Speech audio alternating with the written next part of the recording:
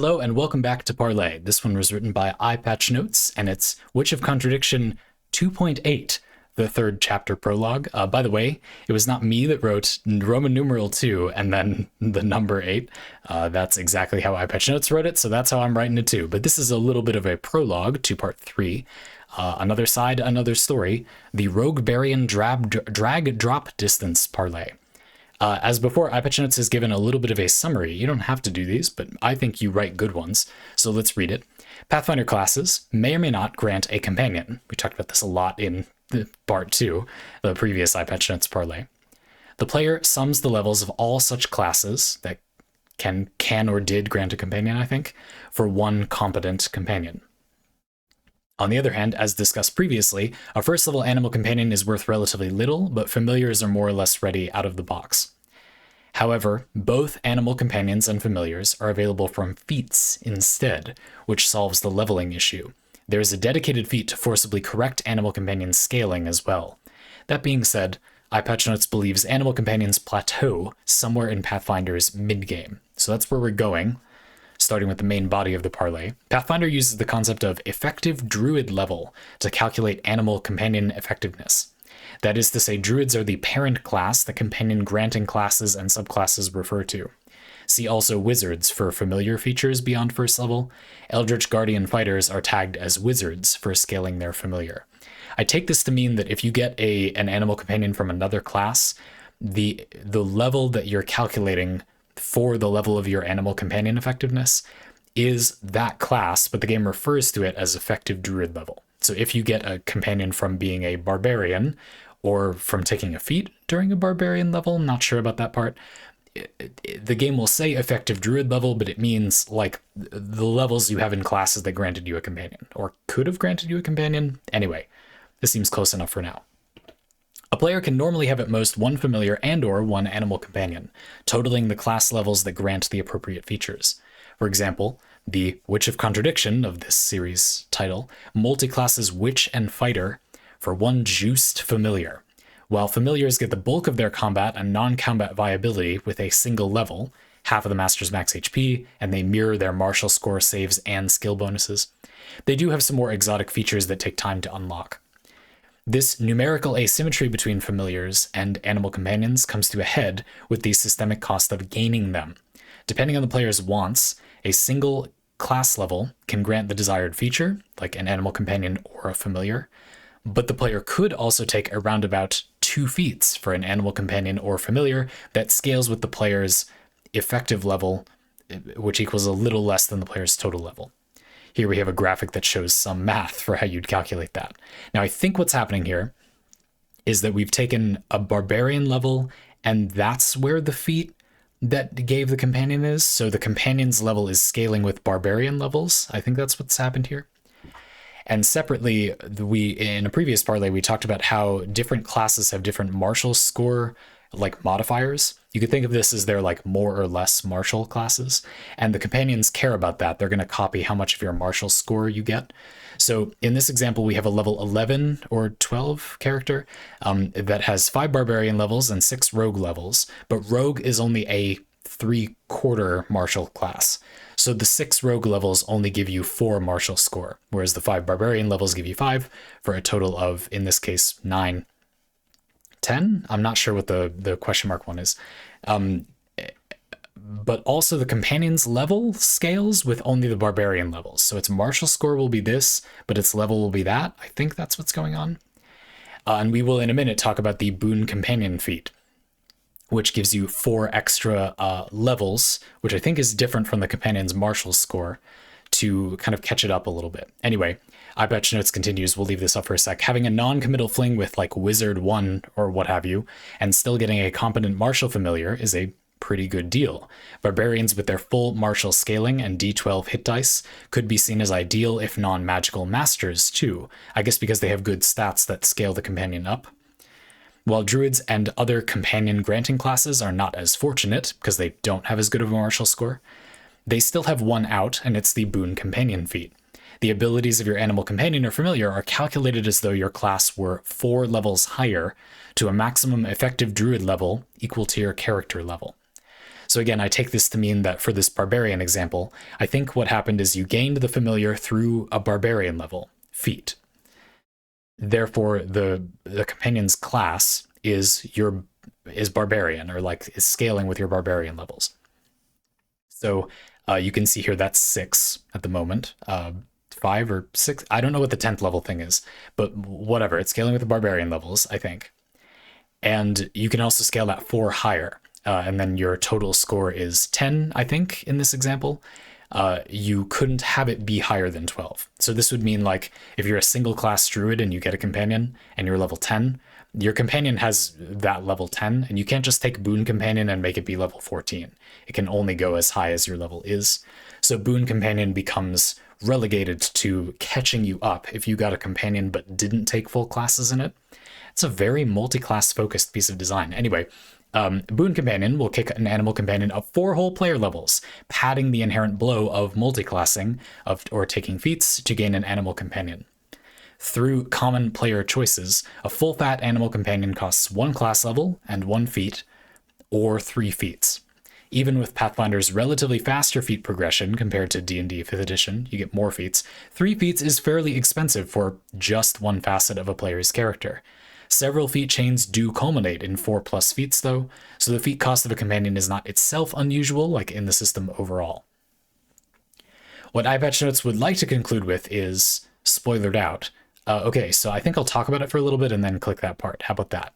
I'm just going to skim a little bit more and talk about the implications of Boon Companion. And there's something else I want to read, and then we'll do the conclusion. So what we've set up is that you have a situation where you care about how much you're multiclassing if you want to scale a companion's level, because though I don't understand the scaling perfectly, I understand it well enough to understand that if you were to multiclass a bunch of times, you are bringing the companion's effectiveness down quite a bit. It's going to have less levels relevant to scaling its level than it otherwise would have had. Now, it seems like the martial score aspect, you could actually get a really good deal because you can be playing a class that has a really good martial score. And even though the companion's level might not be so high, if you're splitting your levels between the class you get the companion from and something else, your martial score might be pretty good, maybe even better than it would have been if you were like a single class druid. So Boon Companion could be viewed as a way to kind of, finish the job and give you the maximum power martial companion through a more complicated, but in some ways kind of less committal route. You don't have to just be like a single class druid, and you get a super juiced companion. Juiced is the most glorious term here. Without, needing to be only one class as well. Which is interesting, but then there's something a bit off. And I'm not sure if this is where you're going with this, but the way I think about it is that 4 levels, I mean, that's a lot. That really makes me not think so much about, wow, I'm going to get max companion levels. That makes me think, wait a minute, I'm just going to take no levels in my class that gives me a companion, or take 1, the minimum number of levels. Just get an animal companion and get out of there, and then use only Boon Companion to scale it. You get 4 levels no matter what you have. So in the world of different multipliers, or like marginal benefit, I mean, if you have a level 1 companion and you gain 4 companion levels, you went from a level 1 companion to a level 5 companion. If you have a level 10 companion and you get 4 companion levels, assuming you can have them, we talked about that before, you go from a level 10 to a level 14 companion. Not nothing, but a lot less of an improvement than going from a level 1 to a level 5 companion. You see what I'm trying to say? Obviously, there will be a sweet spot. It might be that the multiclassing that gets you the companion, or wherever you decide to take the feat for the companion, if you do it that way, you'll take a few levels anyway, but even then, like, you have a level 1 to 3 companion and you gain 4 levels is huge. The impact is really high. And so while it feels kind of awkward maybe that the companion isn't its max possible level, or like a really, really good percentage of the total level it could be, while you feel like you're leaving a lot of companion power on the table, it sounds pretty good to just bank those 4 levels, like the value of that Boon Companion feat, and then just get out of there and do something else. I don't know, that seems great. And as you said, it's kind of one facet of the player's character. You might build a character all around a companion, but part of the point of the Mad Dog Rogue Barian is you're doing some other stuff. I mean, look at the builds that we pulled up. This is mostly a rogue and a barbarian. This character is not just a beastmaster, you know what I mean? And so spending that time to do other stuff seems really space efficient, like very effective. Getting only the minimum or a modest number of levels instead of like going for the maximum on the companion seems very efficient. Let's see this other section, which talks about the Rogue Barian's relationship to this a little bit more. Boon Companion provides +4 correction to animal scaling, and so the basic interpretation is, oh neat, this lets me take a light side venture and still get an animal companion at full level. Sniff, yes, this is true. However, consider that the penalty from multiclassing 6 times is reduced to that of only multiclassing twice. Yeah, this is what I was evoking before. I mean, you could view it as, oh wow, I can multiclass once and like get the full animal companion thing. But that's thinking a little too small. That's just thinking a little too small. How about you multiclass into every class and then you don't lose 4 of the animal companion levels you would have lost? That's still really good. And you got to multi-class like 50 times. That is what the Mad Dog Rogue Barian does. Mechanically, the character's win con requires Barbarian 5 and Rogue 5. Even if the Barbarian levels are fully counted as Druid levels, the companion would be relatively anemic. One more multi-class that will be unnamed for now. Oh, it's supposed to be hidden, okay. Plus Boon Companion puts the companion back on track. Interesting. Okay. So the idea is that, yeah, this is that exact same idea I was evoking. It sounds like you can look at it as a way to max out the companion's effectiveness, or you can look at it as a way to really aggressively throw out the companion's effectiveness and then make it like still kind of good though, even though you really aggressively avoided like the max number of levels it could have gotten. In the first place, because of the way that Boon Companion is worded, if you take mostly levels in a class relevant to the companion's level, this doesn't do anything. It can only give you 4 levels, like catching you back up to the level that you would have had the companion at if you hadn't multiclassed. So this doesn't really do anything unless you push that fairly hard. Obviously, this is a place where my limited understanding of Pathfinder classes is a little more difficult. Like in Dungeons & Dragons, it's not all that common for it to be productive to take more than a few levels in a different class, especially if you're going to multiclass a lot of times. It's rarely effective to do more than 1 or 2, maybe 3 levels in another class. It happens, there are builds that do that. If you go searching, it will look like there are lots, but you're just finding all of them that are any good, pretty much. Most of the time it doesn't do much or make much sense. Even if you just wanted to, usually you just get so few additional features if you split them up that much, and they'd be at such a low power level, I think a lot of people just wouldn't want that. But that might be different in Pathfinder, like the way that you multiclass and spread out your stats, and the way things like martial score or this effective druid level kind of scale based on the overall character. It does seem like it would create a situation where you don't have to worry about that quite as much. You are able to kind of aggressively multiclass a little more. In my Dungeons & Dragons 5th edition games, although it's incredibly heavily modified from that now, so I'm not sure it's entirely accurate to say that that's how it is now, I don't allow my players to multiclass more than 1 time. In 5th edition Dungeons & Dragons, it doesn't make that much sense to multiclass more than 1 time, except in a few very specific builds. And I personally think that there are many positive effects to limiting that in the context of 5th edition, or my very modified version of it anyway. But the idea of a game where things are a little more universal, and back a few Pathfinder parlays ago, we talked about how one of the things that may appeal to EyePatchNotes, and definitely to me too, it sounds like, about Pathfinder is that the game kind of more universalizes the value of a given thing, and you can get something multiple ways. This entire parlay has been about how you can get a companion and levels for the companion quite a few different ways. There are a lot of approaches to get that. And so classes and feats and levels generally are relatively abstracted to just be a general resource. Therefore, it's not as weird to spend, a multi-class to get a thing. Just casually multi-class for the 4th time, Whereas in Dungeons & Dragons, I think that is more weird. I mean, people do it and everything, that's fine. Just to say it seems like this system is more made for you to do that. a lot of the time in D&D after the third multi-class, depending on what they were, the question would be why though? Like, what does it do? What do you even gain from multi-classing again? And sometimes there are things, but a lot of the time not so much. Yeah. So anyway, I think that that's fascinating. Like, this is an interesting way to use that. You get to kind of universalize the value or cost of all of the components of the build and decide where you want to spend those resources. That's fun. Let's look at this conclusion point that you wanted to talk about.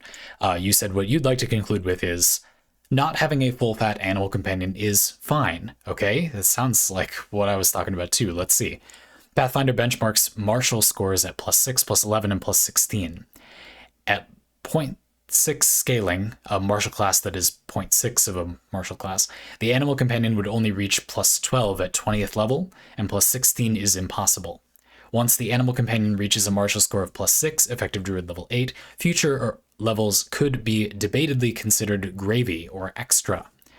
I don't totally understand this. Maybe it's like ability score bonuses. So when the companion has like a martial score of, an effective level of 8, their no, it's just that's the score they would get from being +6. I think what you're trying to describe is how if you have a good martial score class and a decent number of levels for the companion, you basically don't get a more effective companion by any more by going even further in that direction. If druid levels kind of gate the companion's effectiveness, it's starting to sound to me like even if you make this build, you can't get the companion to be stronger than it would have been if you were a single class druid. Maybe that's not true, but that's what it's starting to sound like. Meaning that you don't, or it's just not that effective. Like, you don't get any new features, for example. You said that druids are the kind of parent class, which makes me think that the companions would get their features from that, from the druid page. And so if druids can't get a companion that goes higher than, what it would be if it was a druid companion, then there aren't going to be more features for the companion if you go higher than that, because they wouldn't be written because the parent class is druid. Interesting. Maybe that's what it is. I'm beginning to think that I need to take a different approach to this parlay, because since I don't know almost anything about this subject, I'm not going to be able to give you too many good conclusions about like just the Pathfinder part. Let's read these closing questions you had, and then I'll look at that. How much investment is needed to obtain a game piece or to use it wholly or thoroughly? What does the full and final product look like? The build, the win condition concept, I think we'll talk about that. And can power be shaved off the top end without significant loss? Yeah, so this is the direction that will be more productive to go in, is talking about it as a general game design subject. The concept I focused on earlier is about how, because you already have a lot of companion levels, maybe gaining more is relatively less effective. It's kind of weird in Dungeons & Dragons, for example, because the way accuracy works is kind of that you're meant to sort of keep up with enemy armor class becoming relatively higher, meaning that it's a type of level scaling where levels don't really make you stronger when trying to hit something. They just make you able to hit it. And then you're stronger because your damage also separately went up. But if you're not a high level, you might be able to do a good damage number, but you just can't hit the target because they've gained armor class that you didn't gain hit chance to kind of compensate for.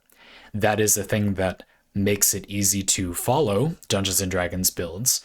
Where are they getting that hit chance or effectiveness from?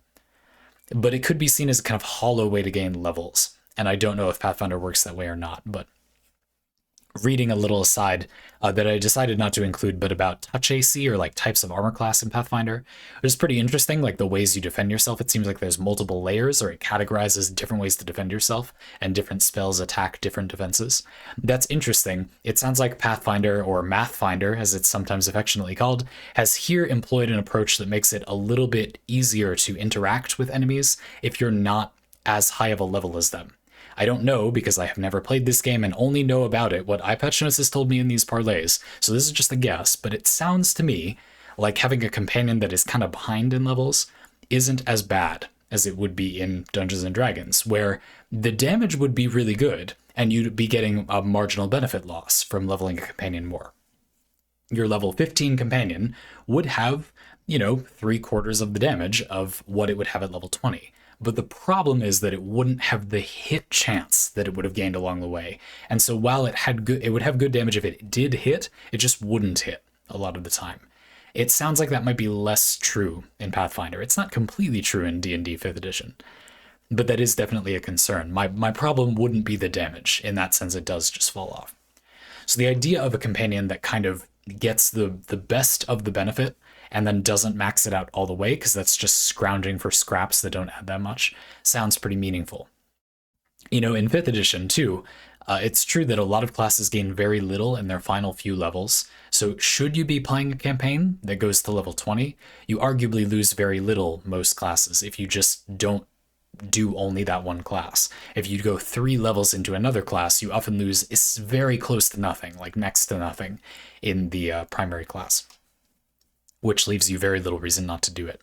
And I personally think that this phenomenon is quite key to making a build. The idea that absolutely completely maximizing one thing isn't that good is a way to kind of emphasize the importance of the player's decisions. They don't get rewarded for doing absolutely everything to focus on one subject, therefore they're not punished for having preferences. I guess that sounds harsh, but I think that's how it is. There are many games where the way that difficulty works is that you kind of stay current with the current difficulty level or power level of gear you need for a raid or something.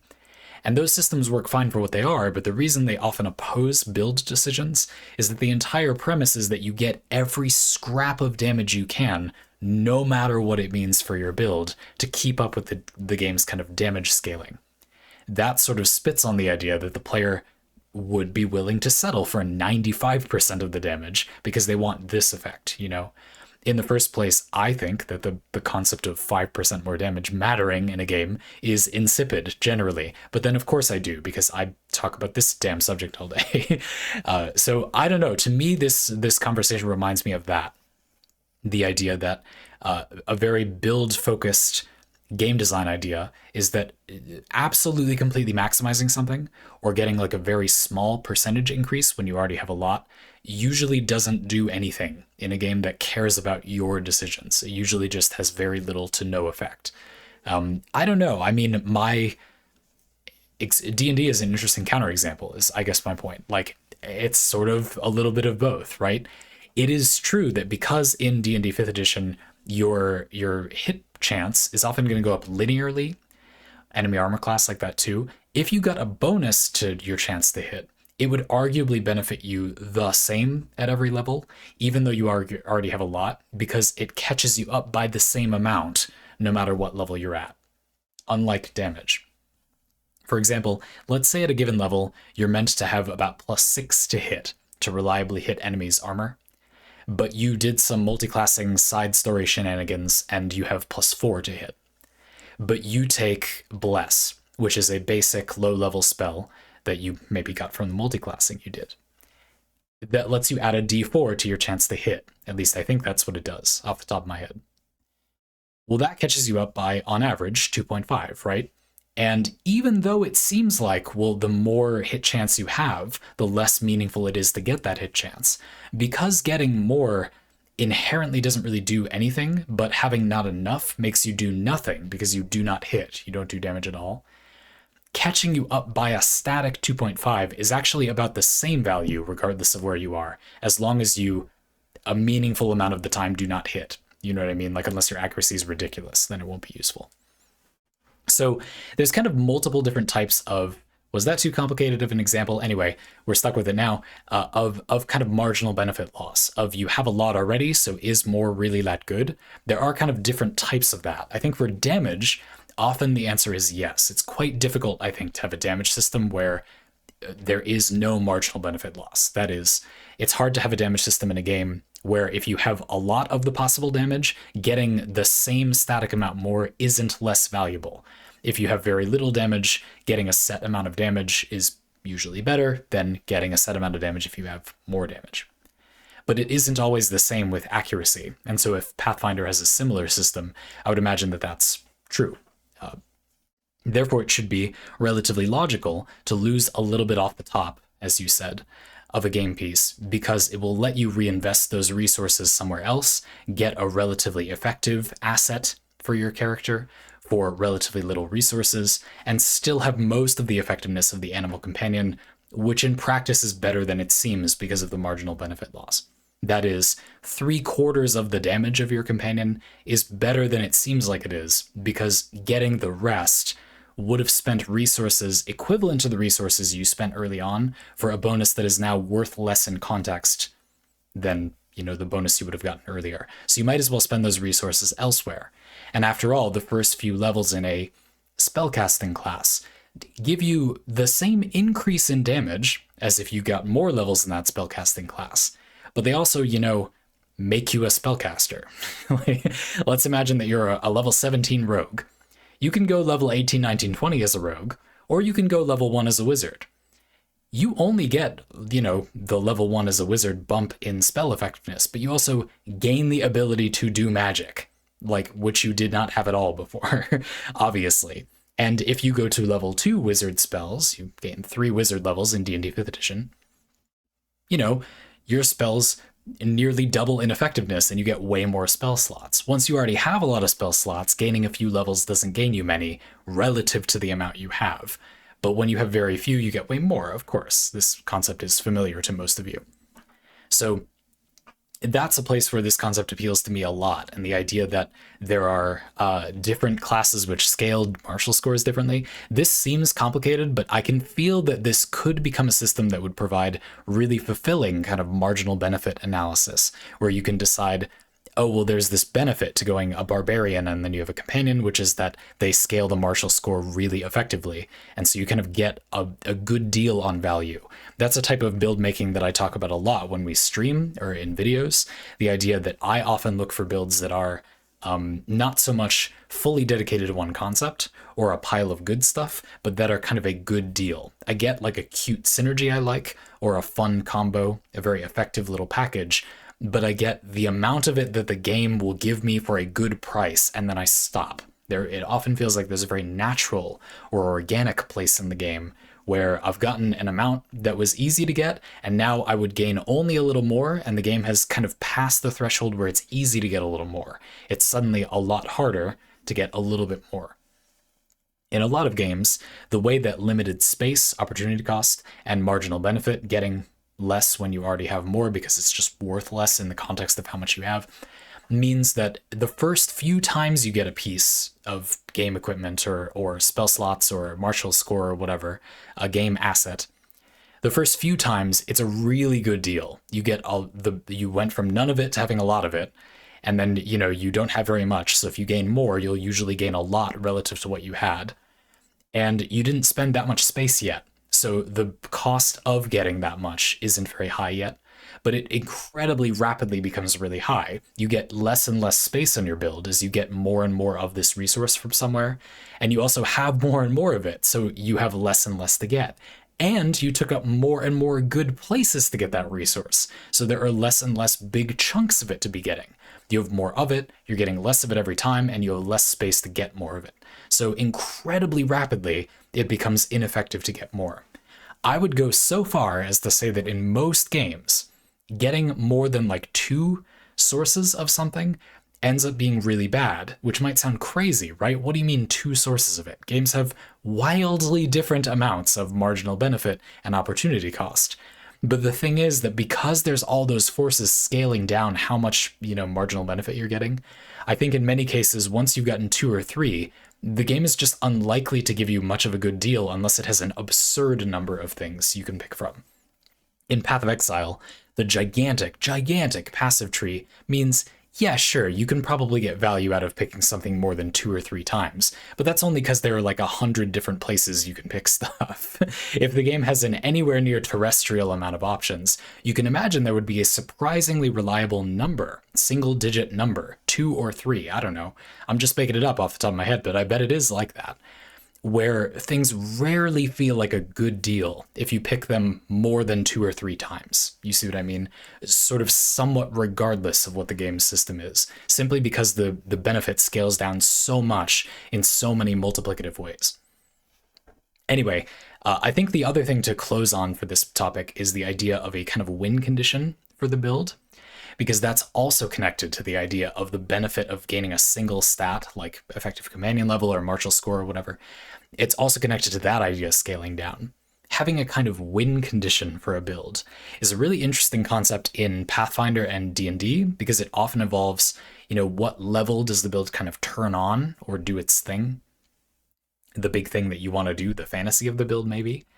And because of the combination of having a limited number of levels you can gain, you're not going to play tabletop role-playing games all day, unless you're very fortunate to be able to do that, I guess. And, you have that marginal benefit thing scaling down.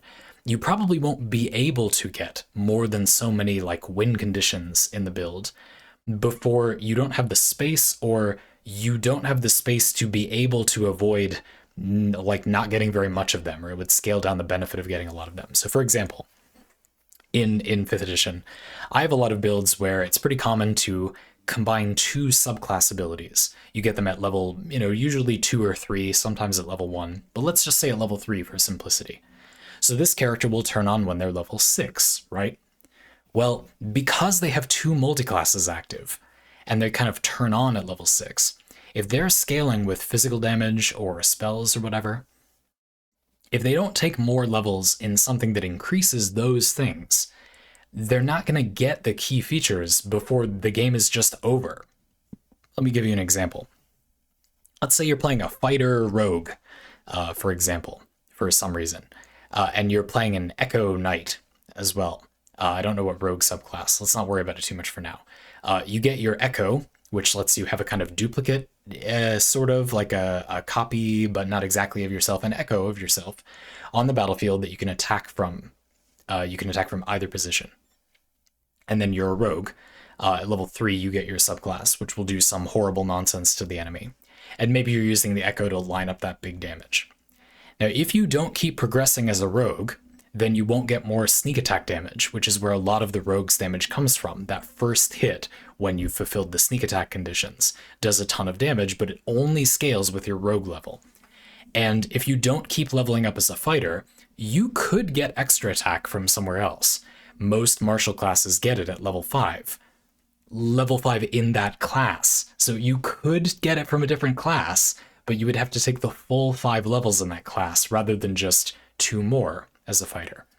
The result is that once you've scaled the damage of this little combo up, yeah, the win condition was met at level 6, but in practice, you're running out of levels by the time you've scaled the damage, and it would be difficult to fit a fully separate win condition into the build. You might be able to find one that kind of piggybacks off of the one you have. You get a third class that interacts favorably with one or the others that you've already taken. But a lot of the time, paradoxically, getting the sort of best deal and apparently saving space will often mean, the way D&D is designed, that you kind of can't fit multiple things the build is doing into one build. I think this is kind of cool in theory, it makes it feel like you're specializing, but it's also interesting in that making seemingly efficient decisions can often make you run out of space surprisingly fast, or make it feel like there aren't any more good things to do for a character. Not necessarily bad, but I just think that's an interesting phenomenon. I decided to talk about the build making and game design concepts that came to mind from this parlay because I had a little bit of difficulty keeping up with all of the math that scales your companion. You must admit, it's a little much, but I hope I was able to understand where you were coming from okay. I feel like the way that companions scale in Pathfinder is kind of fascinating to me. Initially, I was worried that animal companions wouldn't get anything to help them catch up in the second Witch of Contradiction, because we talked about how familiars get so much of their effectiveness from that first level. So I was kind of happy to see something like Boon Companion available. And indeed, I think the much more interesting use is to use it to kind of just mitigate the loss of aggressively doing something else, rather than using it to max out a companion that was already kind of close to being maxed out. You arguably don't benefit that much from doing that. And in the first place, I think it's delightful that Boon Companion was designed so it kind of can't make your companion better if you aren't behind, sort of. It's designed that way, so you can't use it except to kind of catch up to levels you could have gotten, not to power up your companion even further. The name is just wild. You posted a meme that I feel like I would be doing the world a disservice if I didn't put on the screen during this parlay. So I saw this, and now you have to suffer through it too. Let's just make sure it doesn't completely destroy people's brains by making it relatively small. I think here Kent is being called a boon companion in the sense of like an archaic version of my fair companion, or my fortunate beloved companion, my boon companion, your boon swordplay. Like, it is a boon because you are skilled at it swordplay. It's a weird use of the word boon, but one I can maybe understand. Boon Companion as the feat name, it's it's, I guess it's the same use, isn't it? It is the same use. What the hell? That makes this funnier to me. The idea that the companion is it means good, I guess. My my effective good companion, a boon companion. But it's like, it feels like a different meaning, but it isn't. That's such a bizarre, worse use of the word boon. Anyway, I'm happy that I brought that up because I realized they actually are kind of the same meaning of the word. This isn't. You said. Oh no, this is a meme edit. Okay, you said, as an aside, the name Boon Companion is forever poisoned, enhanced by this particular Fire Emblem meme edit. Okay, this is an edited version of the. I was like, wow, the sprite is really they really popped off with the stamp tool on his face. They dragged. Okay, done. No, we're done with that. That lives only in my nightmares now, and also in yours. You're very welcome. I'm looking forward to hearing the whole build here. This makes me want to play Pathfinder, not necessarily because I'm confident that I'm going to really like it. I personally think that the Mathfinder reputation, while surely not fully deserved, definitely evokes some ways that the game has like performed a piece of interesting game design, but at the expense of clarity, like at the expense of simplicity or clarity. I think one of the really interesting things about 5th edition is that it's bizarre, but like overall kind of simple form of math begets a system that has interesting trade-offs, but not the same way a lot of games do. Like the idea that a multi-class doesn't usually flexibly allow you to add more stuff to your build in 5th edition, because that example I gave where, like, as a fighter, you can get multi-attack at level 5, and you can get that at level 5 in a different class, but you'd have to go all 5 levels in that other class versus just 2 more in fighter, and they don't stack. So if you were to go 5 levels in another martial class, you just got the feature twice, but it doesn't do anything extra. Like, you just have the ability to attack 2 times per turn, 2 separate times. It doesn't let you attack 3 times per turn. That it seems like it would be against the idea of multiclassing. It kind of prohibits multiclassing, but I think it's interesting how, because multiclassing is so powerful when employed intelligently, that becomes a kind of almost necessary or sensible balancing component instead. And the way that Pathfinder seems to like not be doing it exactly that way, and instead be doing some scaling with like the martial score thing, it kind of feels like that's how they're doing it. That is really interesting to me. Those different, very unusual routes to balancing things out appeal to me a lot. It's kind of weird to me that tabletop role-playing games are the games that are doing this in such odd ways. Like, why is it those? But that's definitely a topic for another time. Thank you very much for the parlay. I hope you thought I still talked about stuff that was interesting, or you enjoyed me trying to comprehend, even if I didn't fully understand. I did my best. I hope that was okay. You'll let me know if it isn't, but I'm looking forward to the next one of these.